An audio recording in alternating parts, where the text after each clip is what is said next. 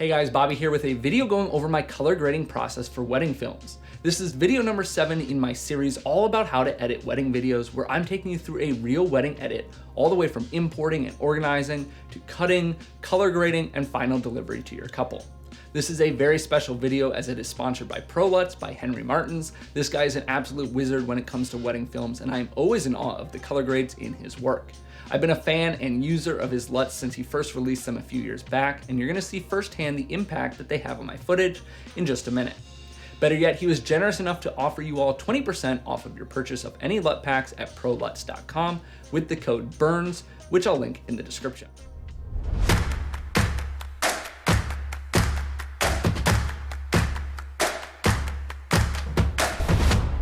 If you haven't watched the previous videos, I would definitely recommend going back and catching up. And while I always love having you guys subscribe to this channel, if you want to guarantee to see the latest tutorials that I release, make sure to also subscribe to my email list, which is linked in the description. So let's go ahead and dive into my color grading process. Okay, so we're back in our editor and talking about color grading, color correction and whatnot. And I just want to preface this by saying that one of the important things that I learned early on from somebody was, as far as color grading goes, if you and your client are happy with what you're doing, with how it looks, that's what you should be after. So, everybody can have opinions on the color, but ultimately, if it's what you want it to be, that's what's most important.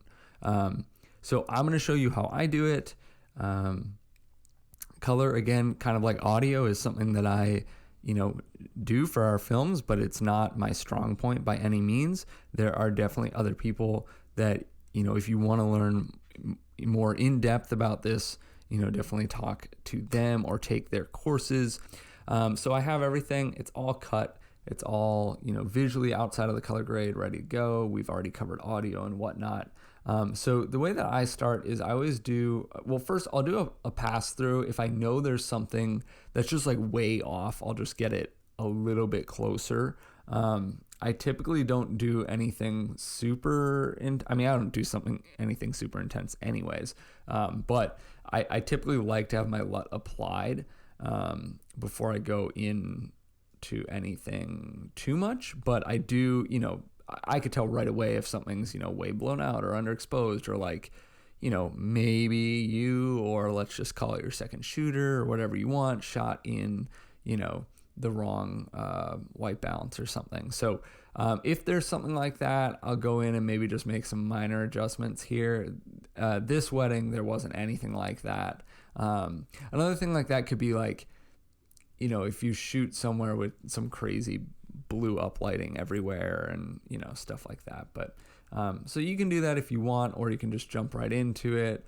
I do mine with a adjustment layer. I really like that. I recommend you do the same, but that's up to you. I'm going to do this differently. This is like that little 8mm type intro thing. I'm going to go ahead and I'm just going to drag this all the way out. And I'll make sure it's over all my clips here.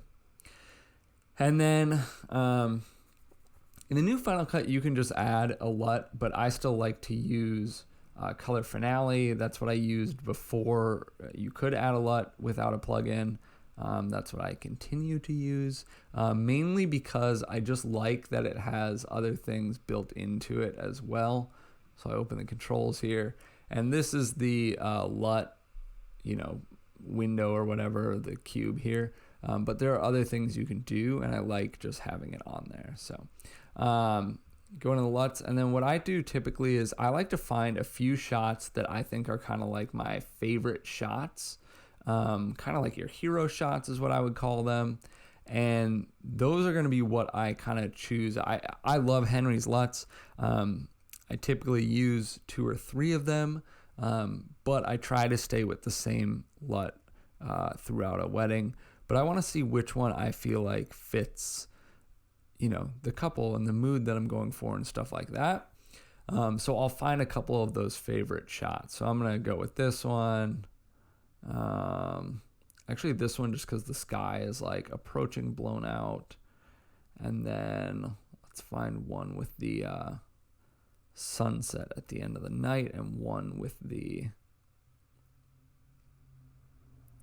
wider one. All right, so we'll do like that one, and then I also want to see one in the field. So anyway, we're going to go through, let's just start on this first one. I'll go back in here because I closed it, and oops.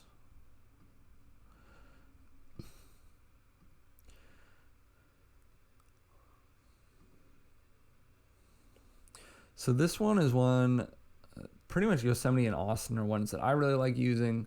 Man, tough choice. I've been using more Austin lately, and I haven't gone all the way 100% with it usually, but let's try like 70 and see where that takes us. I guess 71. All right, here's one of the night ones. So that's Austin, it's Yosemite. I'll actually just show you some of the other ones here. Moab, Antigua. And I have other ones too. They're in a separate folder, which, definitely you don't have to use Henry's LUTs, but I do think that they are some of the best on the market, and they are priced very well. And they work for what I'm shooting, which is Sony, not shooting in a picture profile. I used to do that. I decided I was spending too much time color grading, something that I wasn't even that good at, and ultimately decided to go to picture profile off, and that's worked well for me. So yeah, I think I like this Austin. Like, I think all the way up for this film, it's a little too much, but you bring it down, around, let's do 75. I like that it makes everything a little bit warmer, and I like that it retains a lot of kind of like color. I felt like with the Yosemite in this one, it just kind of lost some of that color. And of course, you can play around, you can change a ton of these, and we're gonna go in and change some stuff. But I had one last I wanted to see, which was in the field, so something like this. Yeah, and I love those golden colors. Perfect. That's like exactly what I want. All right, awesome. So then I'm going to go in, and I already mentioned, if you know something is way wrong, in the beginning, you can kind of do that before you put your LUT on, at least just get it back somewhat normal. But now is when we'll go in and we'll just dial in things. So I like to go into my workspaces and go into the color workspace. I like having two things up here just because I hate switching back and forth. I wish I could have one so it was bigger, but I don't know. Or run it on a second monitor, or whatever. And then for pretty much the rest, Color Finale has this built in, so you can do stuff in there, but I just find it easier to do it within Final Cut. So doing exposure stuff, saturation, and the color. And so all you're doing here is, again, you're really just finding the look or how you want it to look.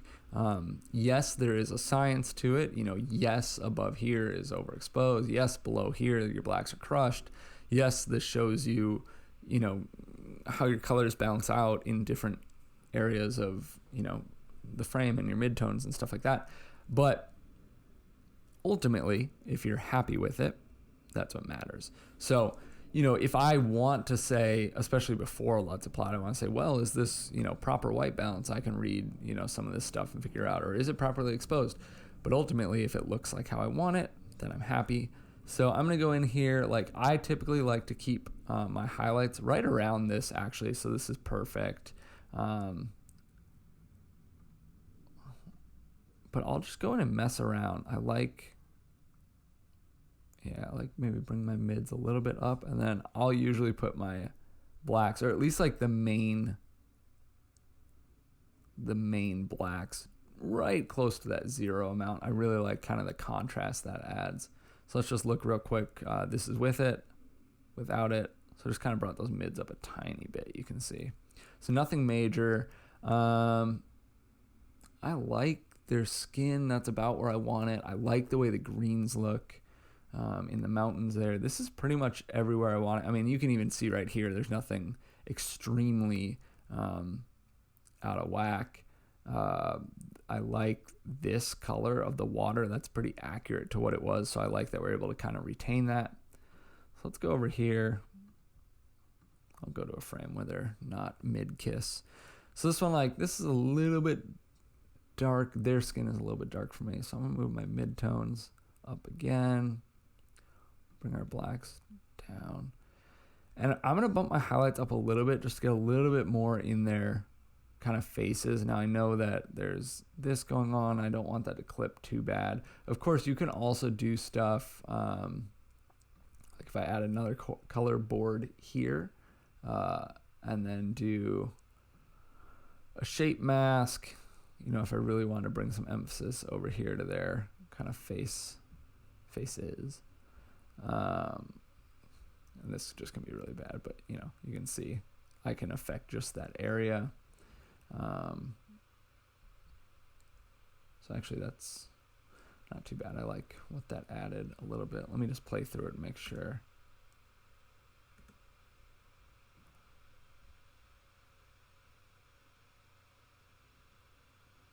Then I always like to just kind of go back and forth. Again, you know, this shot was a wide shot on a different camera than this shot, but it's a similar area and it's a similar part of the film, so I want them to at least look cohesive. I like to take things kind of in segments. I like if everything can feel similar, and I think that a lot helps you achieve that. But I also understand that, for example, this is outside in epic landscape, and this is in a cabin. And those are just inherently going to look different, and I think it's okay for that to be the case. So yeah, that's kind of my thought there. But between clips, I like to keep some amount of, you know, continuous look. And now this actually feels a little bright to me. This was shot like basically at sunset, and basically at the end of sunset, as you can tell. So this one's pretty underexposed. So I want to bring some of that back, but I do want to keep it dark. A, because I like the way it looks, and B, because that's how it was. So one thing I can do, let's look at the before and after, just brings them a little bit back. Now, another thing you could do again with the color boards or with the masks is like this sunset was just crazy, and even this shot didn't really capture it very well. But I'm going to see if I can bring some of that back a little bit.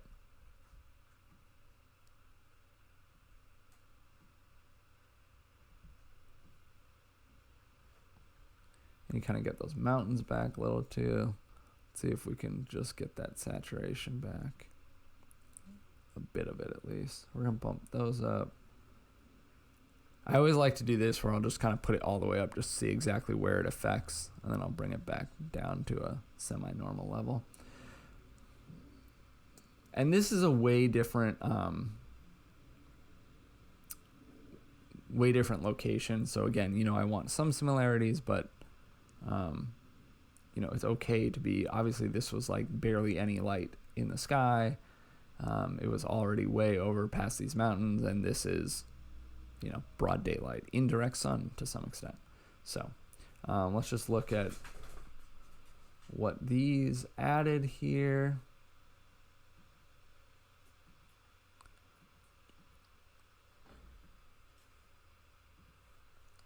I'm going to go back into color board 1, and I'm just going to play around and see on my exposure if I bring, like, I like them standing out, but I want to keep some of this darker. Let's see if that's a little more what I want.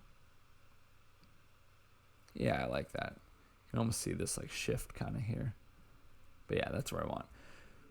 And then, of course, aside from the exposure, you can also mess around with the actual color, as I mentioned. So you can see here, this is your highlights, midtones, your shadows, and just kind of the overall, the master color. So if I think this is a little too warm, I can bring it down and cool it off. I don't think it's a little too warm, so I'm not going to do that. Or, if you want your midtones to be a little warmer, but you want to keep those skies still, kind of blue, or the opposite. Let's go to our highlights. So I want those to be really blue, but I still want those midtones. Now, of course, there's going to be some kind of overall effect on the frame, but my midtones are still skin color in that, although this looks way blue for me. Or, you want the highlights really yellow or orange or green or whatever you want.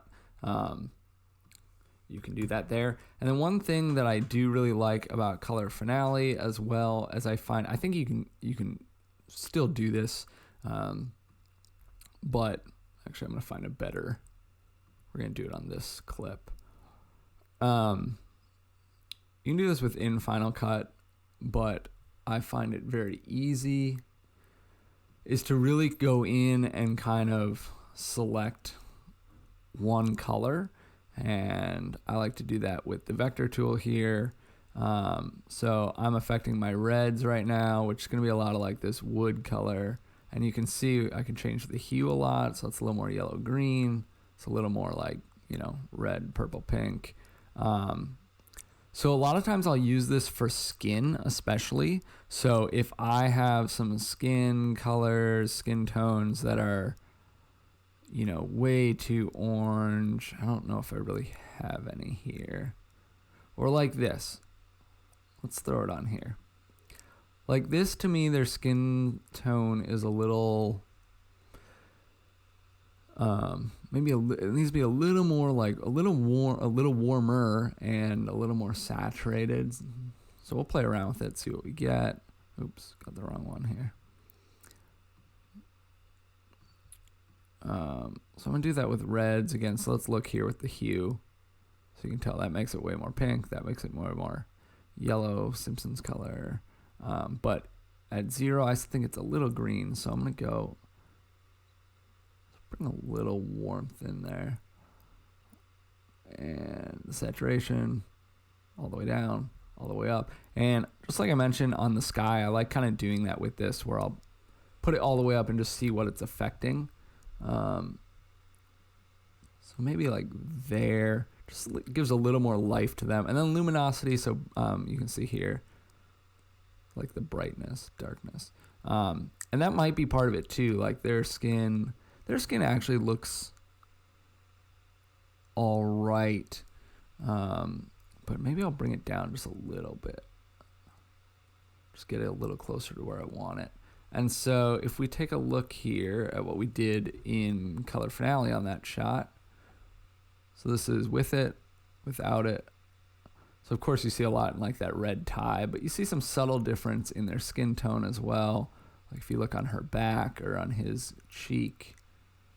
Let's actually zoom way in here.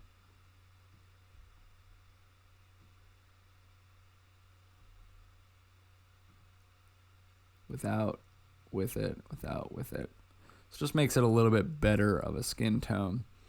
And one other thing I'll say, this will be probably the last thing that I go over, because you don't need to watch me do all of this, is that, call it what you want, but I'm not against looking at and just seeing what the balance color tool does, especially, or matching or something like that. Like every tool is on here for a reason.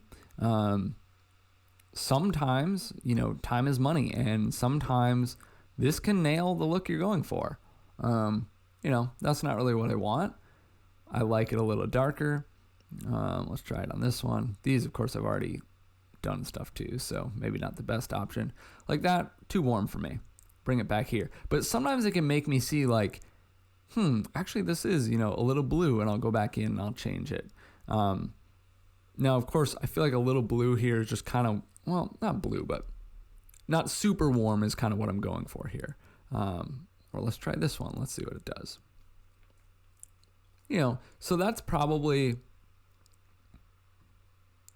something in between these two is what I want. I do think that the walls are a little bit overbearing as far as the color and distracting from the dress.